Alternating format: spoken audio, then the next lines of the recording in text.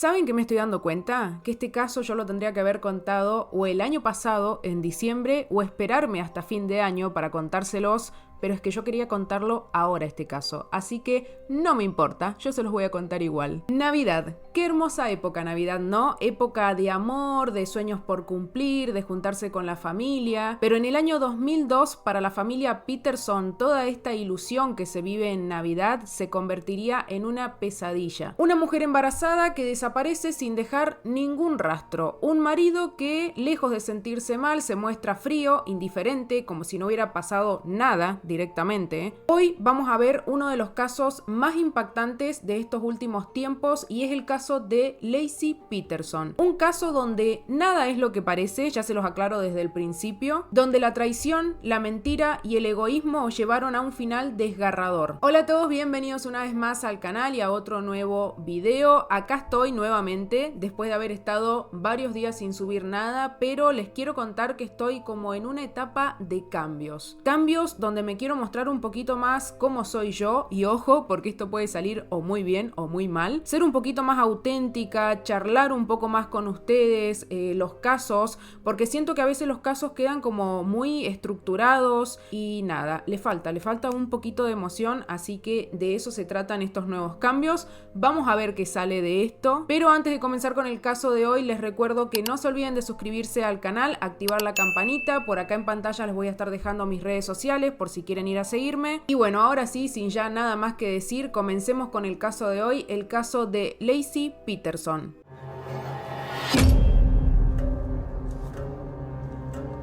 ¿Quiénes eran Laci y Scott Peterson y qué pasó realmente en la mañana de ese 24 de diciembre del 2002? Esto que ves acá es lo que más caracterizaba a Laci. Su sonrisa era prácticamente magnética. Era una chica amable, simpática, la que siempre estaba, sus amigas la adoraban. Laci era la típica persona que entraba a un lugar y enamoraba con la personalidad espontánea que tenía. Laci Denise Rocha de Peterson nació el 4 de mayo de 1975 en la ciudad de Modesto, en California. Su madre, llamada Sharon, y su padre, Denise Rocha, se divorciaron cuando ella era muy chica y al año y medio de haberse divorciado, su mamá conoció a un hombre llamado Ron Gransky, con quien se casó y ayudó a criar a Laci. Fue un muy buen padrastro para ella y también tenía un hermano mayor llamado Bren, que era muy protector con ella por ser el hermano mayor y ella la hermanita menor. Creció en un entorno rural, le encantaban las plantas, ya que su padre tenía una granja y a pesar de que sus padres se habían separado, seguían visitando esa granja los fines de semana. Laci era una chica muy extrovertida, no era para nada tímida, en más sus maestros siempre decían que ella hablaba mucho, así que le pusieron el apodo de mandíbula parlante, porque se la pasaba todo el tiempo hablando, interactuando con los demás y tenía muchísimos amigos. Laci tenía mucha presencia, era de esas personas que vos la conocías y ya querías hacerte amiga de ella porque donde estaba ella probablemente la ibas a pasar bien. Cuando Laci terminó la secundaria en la escuela Thomas Downey High School en Modesto en 1993, entró en la Universidad de California Polytechnic State University, donde estudiaría horticultura. Y fue justamente en esta etapa universitaria donde conoció a Scott Peterson, su futuro marido. Para ese momento Scott estaba trabajando en un café al que Laci solía ir muy seguido y por supuesto que como fiel extrovertida ella tenía que dar el primer paso, así que le hizo llegar su número de teléfono a través de un amigo que se lo dio en un papel escrito a Scott, pero Scott cuando recibió este papelito pensó que era un chiste, así que lo tiró a la basura. Y Laci regresó para decirle que no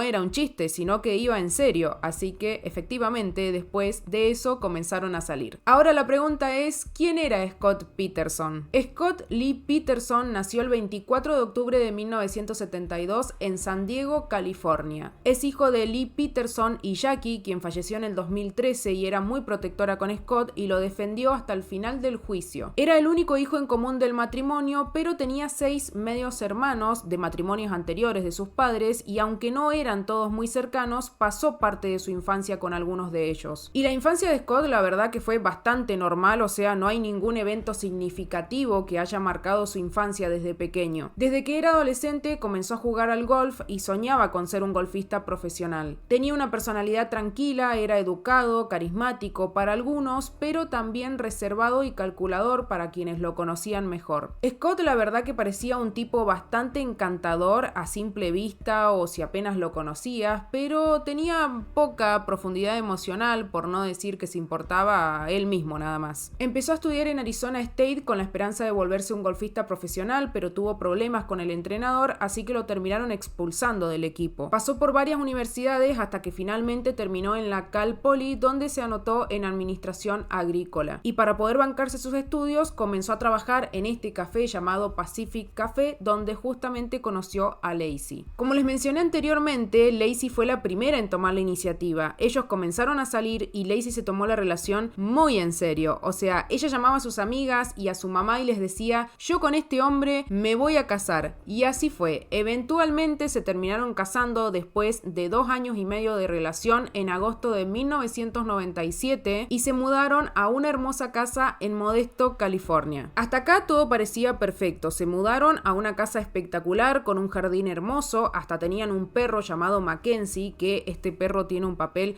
súper importante más adelante en el caso, ya van a ver. Llevaban una vida muy buena juntos, o al menos eso aparentaban. Esta imagen de pareja perfecta en realidad no era tan real. Con el tiempo se supo que Scott había tenido una amante, o aparentemente parecía que habían sido más de una, pero ellos seguían igual con esta idea de formar una familia feliz. Así que Lacey consiguió un trabajo como maestra sustituta y Scott comenzó a trabajar en una empresa de fertilizantes, y después de intentar durante 3 años quedar embarazados, finalmente en el 2002 esperaban a su primer hijo, a quien llamarían Connor. Lacey y su familia estaban muy contentos con la noticia. Imagínense en que estuvieron durante 3 años tratando de que Lacey quedara embarazada, pero había alguien que no estaba tan contento con la idea. ¿Y quién era? Por supuesto que Scott. Parecía que no le agradaba para nada la idea de ser padre. Y mientras Lacey arreglaba la habitación del bebé para cuando naciera y pensaba nombres para él, Scott estaba muy ocupado con una mujer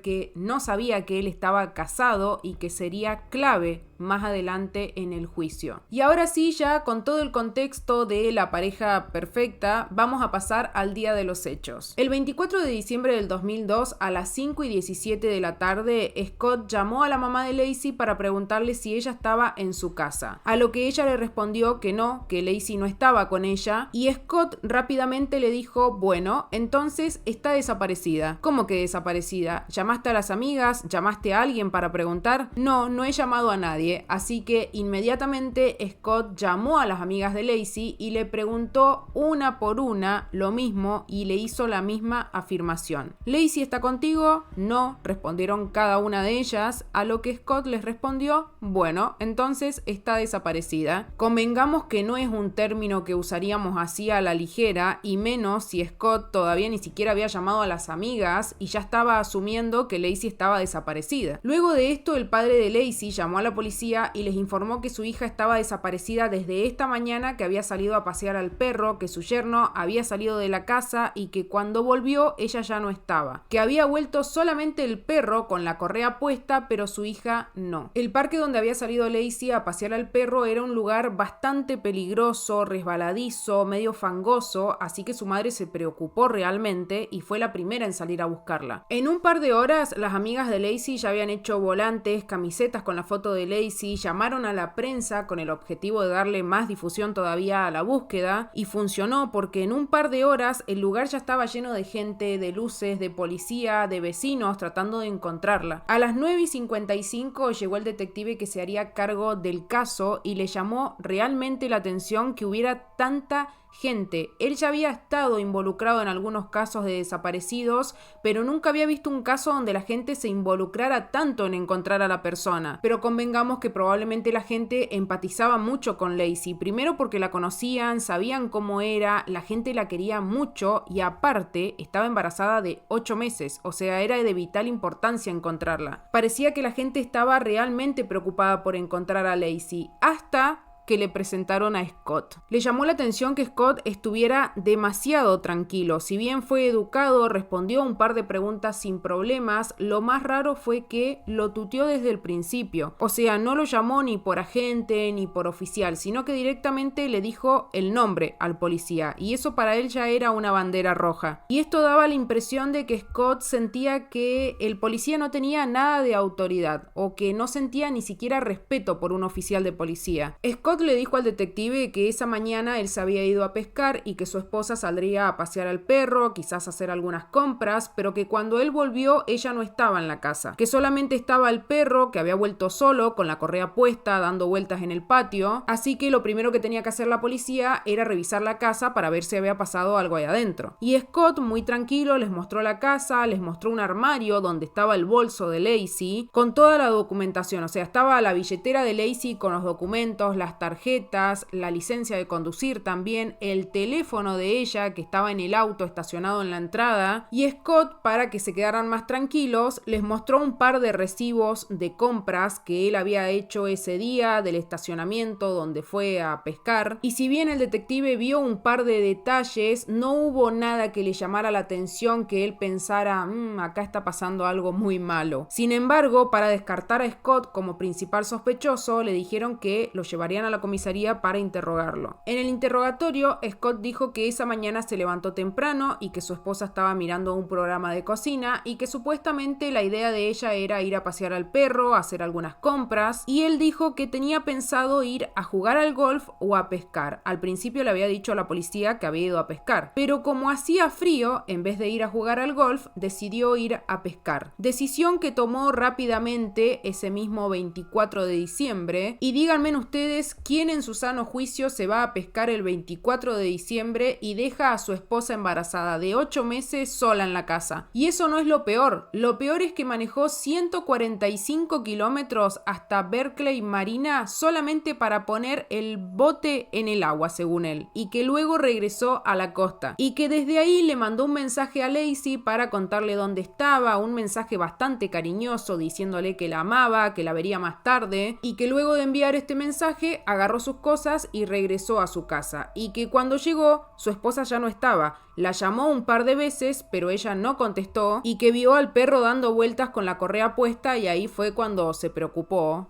aparentemente. Así que entró a la casa y antes de llamar a la madre de Lacey, escuchen esto porque la verdad que a mí me voló la cabeza. Se sacó la ropa, se pegó una ducha rápida, lavó su ropa en el lavarropas, se comió una porción de pizza y se tomó un vaso de leche. Todo muy tranquilamente, y después de que hizo todo esto, recién ahí llamó a la madre de Lacey para preguntarle si ella estaba en su casa. Las declaraciones de Scott tenían varias inconsistencias. A un vecino le había dicho que se fue a jugar al golf. A su hermana Amy también le dijo que se había ido a jugar al golf. A los detectives le dijo que había ido a pescar, y cuando los padres de Lacey escucharon esto de que se había ido a pescar, le preguntaron, ¿tenés un bote? Aparentemente Scott no le había contado a nadie que se había comprado un bote, y está en duda de si Lacey sabía o no, porque Lacey le contaba todo a sus padres, y por qué Scott ocultaría este pequeño detalle de que se había comprado un bote. A todo esto, durante la entrevista, Scott se mostraba bastante tranquilo, aunque medio soberbio en algunas ocasiones, y los detectives le preguntaron si se sometería a la prueba del polígrafo para descartarlo como principal sospechoso, más que nada. Y Scott aceptó, si estaba diciendo la verdad, que podía salir mal, ¿no? Mientras tanto, en San Diego, los familiares de Scott se enteraban de que Lacey ya llevaba un día desaparecida, así que sus padres y hermanos se fueron de inmediato para ayudarlo a buscar a su esposa, porque a través del teléfono podían escuchar que estaba realmente desolado por la desaparición de su esposa, aparentemente. En los siguientes días de búsqueda, las amigas de Lacey, familiares y vecinos seguían repartiendo volantes, hablando con la prensa para darle más repercusión a la búsqueda, y la búsqueda se realizaba caminando, a caballo, habían helicópteros y también perros rastreadores tratando de encontrar su rastro. Se enfocaron principalmente en el parque Dry Creek, que quedaba a 2 cuadras de la casa, y también revisaban zonas cercanas de la casa y la bahía de Berkeley, donde había dicho Scott que ese día había ido a pescar. La preocupación crecía cada vez más. Lacey era una mujer embarazada de 8 meses y estuviera donde estuviera era de vital importancia ver si ella estaba bien y también el bebé. Cada vez se unía más gente a la búsqueda y hacían lo posible por encontrar a Lacey, excepto Scott. Si bien estaba participando, se lo podía ver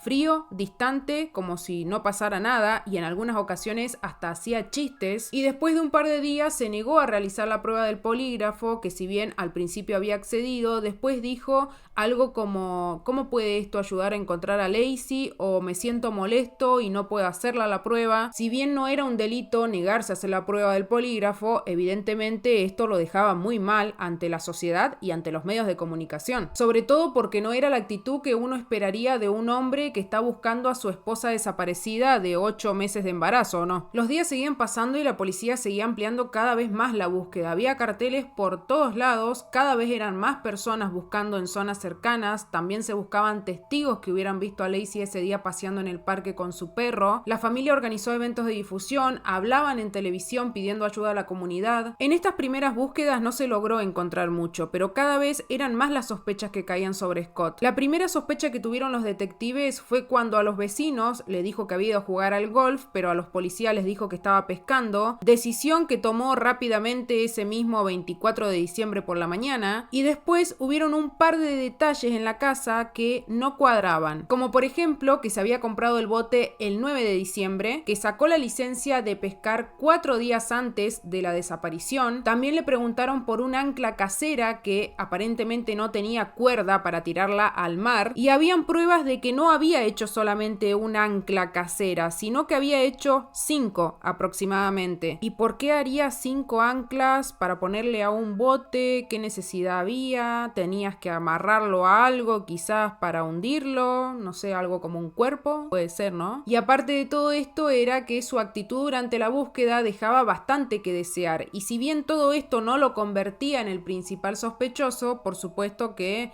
ante los ojos de todos, bueno, Scott era el principal sospechoso realmente. Y lo más raro de todo es que Scott evitaba a toda costa salir en los medios de comunicación, en los noticieros. No quería que pusieran una foto de él donde saliera con Lacey, con la excusa supuestamente de que era a ella a quien estaban buscando, de que tenían que darle todo el protagonismo a ella, no a él. Y yo me pregunto ¿por qué? O sea, cualquier persona normal aprovecharía los medios de comunicación para extender mucho más la búsqueda, que se le dé más difusión al caso, pero pronto se tendría una idea de por qué Scott no quería que salieran fotos de él con Lacey en los noticieros o en los diarios. La imagen de Scott comenzó a desmoronarse mucho más cuando apareció una mujer llamada Amber Frey, que llamó a la policía para decir que ella lo conocía y que tenía una relación con él. Pero a pesar de esto, aparentemente Amber quería colaborar con la investigación. Amber informó a los detectives que conoció a Scott el 20 de noviembre, es decir, un mes antes de la desaparición de Lacey, que comenzaron a salir y ella no tenía ni idea de que él era casado. Supuestamente él le había dicho que era soltero, y Amber lo conoció a través de una amiga que le dijo: te voy a presentar a un hombre que es guapo, trabajador, inteligente y que está buscando a la mujer indicada. Pero bueno, Amber no tenía ni idea de quién era realmente Scott. Pero después de una semana saliendo, ella comenzó a sospechar que algo raro estaba pasando, y efectivamente Scott le dijo que tenía algo muy importante que decirle.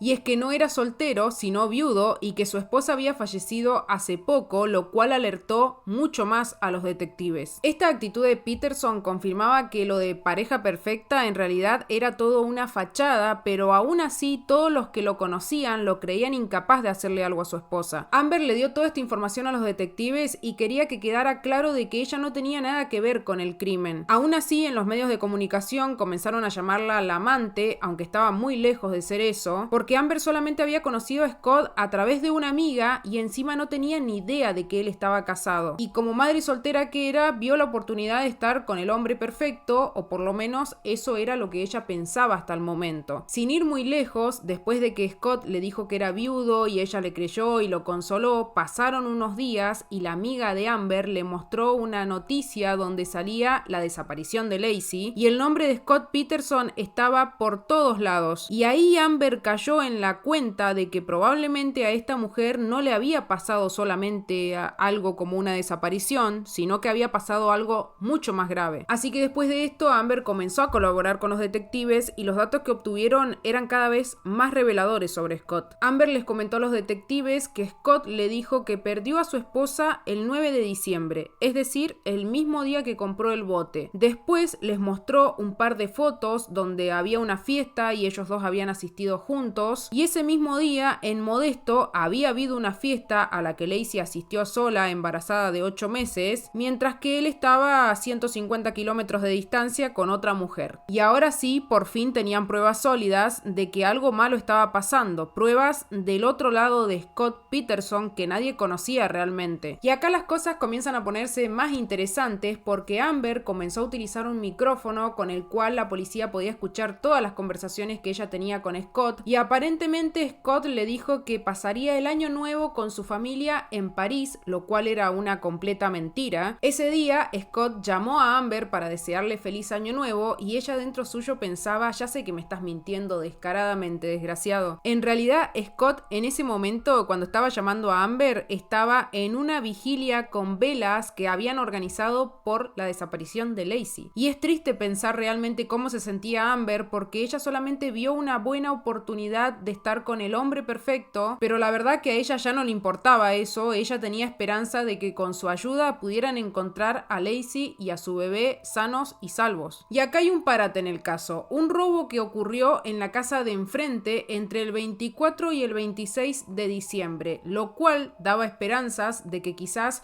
los ladrones tenían algo que ver con la desaparición de Lacey. Quizás ella había visto algo que no tenía que ver y los ladrones la habían secuestrado, no se sabía todavía, así que los policías le dieron suma importancia a este caso. Finalmente dieron con los ladrones, pero cuando estos se enteraron de que no solamente los estaban investigando por el robo, sino también por la desaparición de Lacey, su nivel de cooperación cambió a un nivel que los detectives no habían visto nunca. Dijeron: wow, o sea, esperen, nosotros sí robamos la casa, pero no tenemos nada que ver con la desaparición de esta mujer. Y así fue, justamente, ellos no tenían nada que ver, porque después de que recuperaron los objetos robados y los sometieron a la prueba del polígrafo, los ladrones quedaron totalmente descartados del caso de Lacey. Obviamente que para suerte de ellos dos, pero no para Scott, que probablemente tenía la esperanza de que los acusaran a ellos y no a él. Y la familia de Scott también tenía la esperanza de que hubieran sido los ladrones los que estaban involucrados en la desaparición de Lacey, porque se negaban rotundamente a aceptar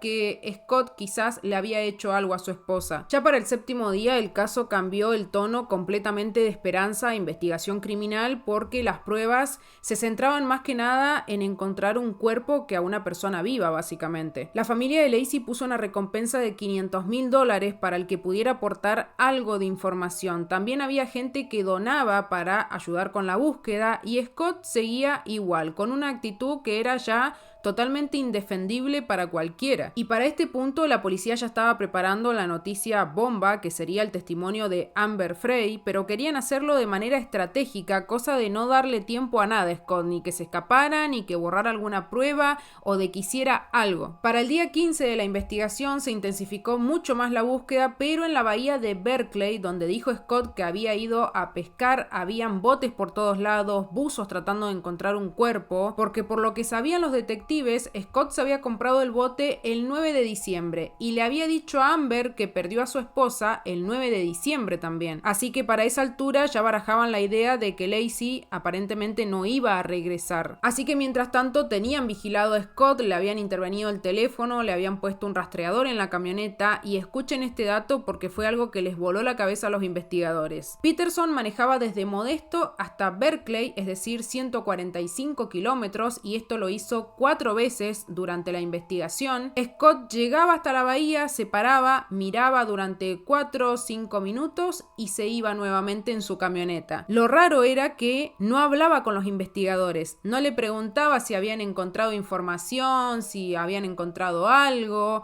y para los investigadores estaba claro que esto lo hacía para ver dónde estaban buscando y si habían encontrado algo. En esta primera búsqueda intensa que se hizo en la bahía se encontró algo que parecía ser un cuerpo, pero no, era un ancla enorme, y esto alivió un poco a todos, es decir que todavía habían esperanzas de encontrar a Lacey. Lo más perturbador de todo es que al tener el teléfono intervenido, los detectives podían escuchar todas las llamadas y mensajes de voz de Scott, y en uno de esos mensajes de voz que le dejó su mamá le decía que el abogado se había comunicado con ella y que le había dicho que lo que encontraron no era un cuerpo sino un ancla, así que se quedara tranquilo. Y del otro lado del teléfono estaba Al, el detective, el encargado del caso, escuchando la reacción de Scott, y pudo escuchar cómo Scott hizo como como un silbido de alivio de que no habían encontrado el cuerpo, y fue súper perturbador para el detective poder escuchar esto. Después de un par de días, finalmente la policía decidió revelar esta noticia bomba, que era la existencia de Amber Frey, quien testificó en el juicio y contó cómo había sido todo, cómo conoció a Scott, cómo le mintió y le dijo esto de que iban a tener un futuro juntos. Y hay que reconocer que fue bastante valiente, porque no era nada sencillo ir ahí y enfrentarse a los medios de comunicación y a la familia de Lacey, que la veían como la amante. Y después de la conferencia de Amber, la familia de Lacey también salió a hacer una conferencia de prensa para anunciar que ya no apoyaban a Scott, que desconfiaban de él, que tenían sospechas sobre él desde un principio y le pedían que por favor colaborara con la policía con la información que tuviera. Imagínense que después de esto Scott pasó a ser un mentiroso ante los ojos de todos los que creían en él y su imagen quedó totalmente destruida, pero a él parecía no importarle en lo más mínimo. Los días seguían pasando y ya iban 35 días de búsqueda y hasta acá Scott todavía no salía a hablar a los medios de comunicación sobre Lacey, pero cuando se dio cuenta de que por esto estaba quedando como el principal sospechoso y de que su imagen estaba quedando por el suelo, decidió salir a hablar, pero no salió a hablar para hablar sobre Lacey, para pedir sobre su aparición o para decir que estaba preocupado, no. Salió para cubrirse él, salió para decir que él no tenía nada que ver, que confiaba en que su esposa estaba en algún lado y que iba a regresar probablemente. Y lo peor de todo esto, porque siempre viene algo peor en este caso, es que en una de esas entrevistas a una entrevistadora súper conocida de la televisión encima, le dijo que él le había contado a Lacey sobre su amante, es decir, que Lacey sabía que él tenía un amante, y la entrevistadora le preguntó: ¿y qué dijo Lacey cuando se enteró de que vos tenías un amante? Scott le dijo nada, se lo tomó bien, no se enojó. Imagínense en la cara de la entrevistadora a lo que le dijo Scott: ¿en serio pensás que te vamos a creer de que tu esposa embarazada de 8 meses se enteró de que vos tenías un amante y no dijo nada? ¿No reaccionó? ¿De que se tomó esta noticia de que tenías un amante tranquilamente? Did your wife find out about it? I told my wife. When? In early December. Did it cause a rupture in the marriage? It was not a positive, obviously. It's inappropriate. But it was not something that we weren't dealing with. It wasn't anything that would break us apart. There wasn't a lot of anger? No. Do you really expect people to believe that an 8.5-month pregnant woman learns her husband has had an affair and is saintly and casual about it? Accommodating? Makes a peace with it? Well, you don't know. No one knows our relationship but us. Definitivamente le salió el tiro por la culata con esta entrevista, porque quedó más embarrado que antes y encima se veía súper falso, con esa sonrisa falsa de esposo afligido, y para algunos ya no había dudas de que Scott Peterson era el verdadero culpable de la desaparición de Lacey. Lamentablemente los días seguían pasando y ya estábamos en el 18 de febrero del 2003 y la policía presentó una segunda orden de registro para revisar la casa por segunda vez, más que nada para ver cómo había cambiado la casa desde el día 1 que ellos habían estado ahí hasta el día en el que se encontraban. Scott había movido todas las cosas del lugar, había vendido el auto de Lacey, había hecho investigaciones para poder vender la casa, y el cuarto, que sería del bebé, Scott lo había convertido en un depósito básicamente. Era como si él supiera que ya su esposa no iba a regresar. Y hasta acá los detectives sabían qué era lo que había pasado, pero necesitaban pruebas sólidas para poder probarlo. O sea, Scott predijo que su esposa iba a desaparecer 2 semanas antes de que desapareciera.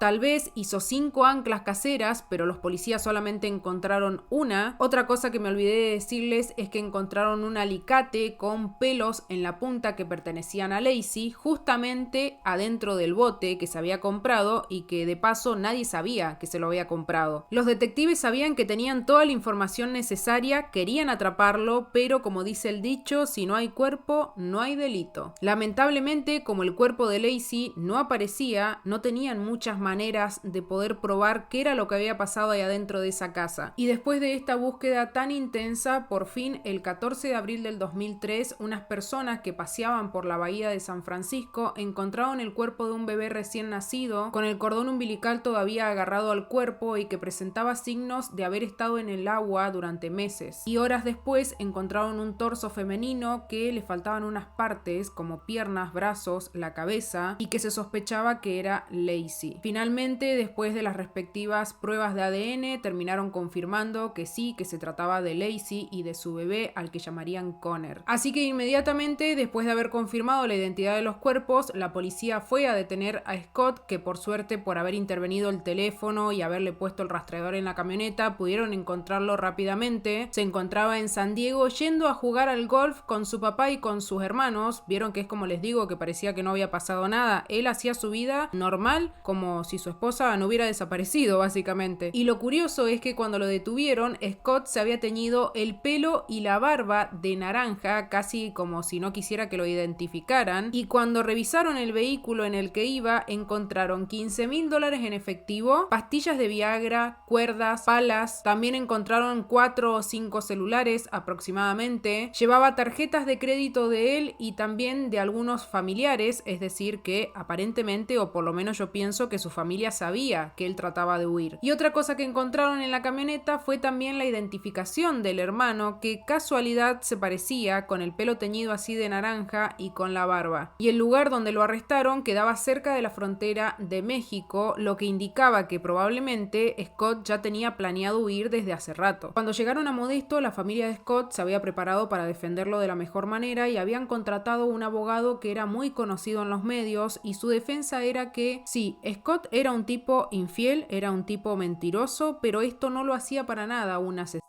¿Y qué decía la fiscalía? Que Scott había matado a Laci para poder librarse de su vida de casado y así poder quedarse con su amante, Amber Frey. O sea, básicamente empezar su vida desde cero, sin tantas complicaciones, del divorcio y demás. Pero ahora decime vos, ¿qué necesidad de haber matado a Laci, a su bebé que estaba a punto de nacer? ¿No era más fácil pedirle el divorcio sin deshacerse de ella, básicamente destruir a su familia, destruir su vida, destruir también la vida de la familia de él? Finalmente llega el día del juicio y Amber testifica y cuenta cómo Scott la engañó, le dijo que era viudo, le prometió una vida y un futuro juntos, y el jurado ahora no solamente lo veía como un infiel, sino también como un manipulador frío y calculador, porque recordemos que cuando la llamó en Año Nuevo y le dijo que la amaba y que bueno, que iban a tener una vida juntos, en ese momento Scott estaba en la vigilia por la desaparición de su esposa, rogando por su regreso. ¿Y saben qué era lo difícil acá para la fiscalía? Que no tenía pruebas sólidas para poder comprobar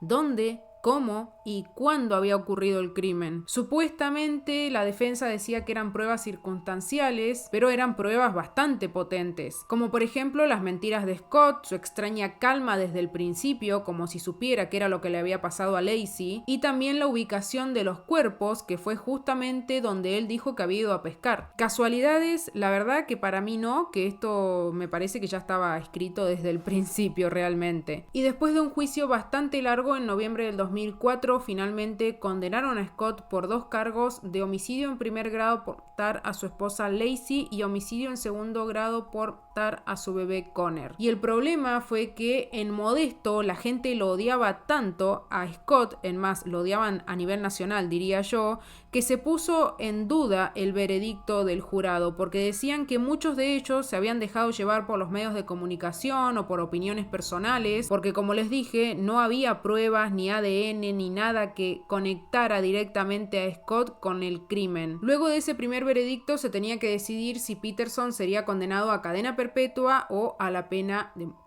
Después de un mes de deliberación fue sentenciado a la pena máxima, a la pena capital, y como ya sabemos, este tipo de condenas puede llevar varios años en ser ejecutada. Recién en agosto del 2020 se revisó la causa nuevamente y si bien mantuvieron la culpabilidad de Scott, le revocaron la pena de muerte porque, como mencioné anteriormente, habían miembros del jurado que supuestamente se habían dejado llevar por opiniones personales y los medios de comunicación, así que no habían sido imparciales con la pena. Y en diciembre del 2001 2021, Scott Peterson fue sentenciado a cadena perpetua sin posibilidad de libertad condicional y esperemos que ahí se quede para toda la vida en prisión y que no salga. Y bueno, gente, terminamos con el caso de hoy, un caso que la verdad me ha dejado como con intriga de qué fue lo que pasó realmente con Laci, porque no se sabe realmente cómo fue que llegó su cuerpo ahí, porque como les dije, no hay pruebas físicas, no había ADN, no encontraron nada en la casa que vos dijeras, no sé, rastros de sangre, por ejemplo,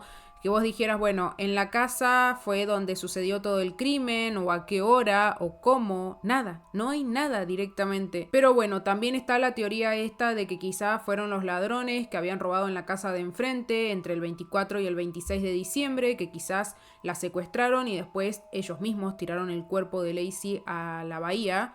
Pero bueno, es que no se sabe realmente qué fue lo que pasó. La verdad que a mí me intriga muchísimo, no sé si en algún momento se irá a saber, pero bueno, déjenme saber en los comentarios qué piensan ustedes. Otra vez les agradezco por estar acá, por acompañarme, y algo que les voy a contar antes de irme así detallito, es que miren lo que es esto. Les voy a mostrar porque yo estoy emocionada, quiero compartir con ustedes.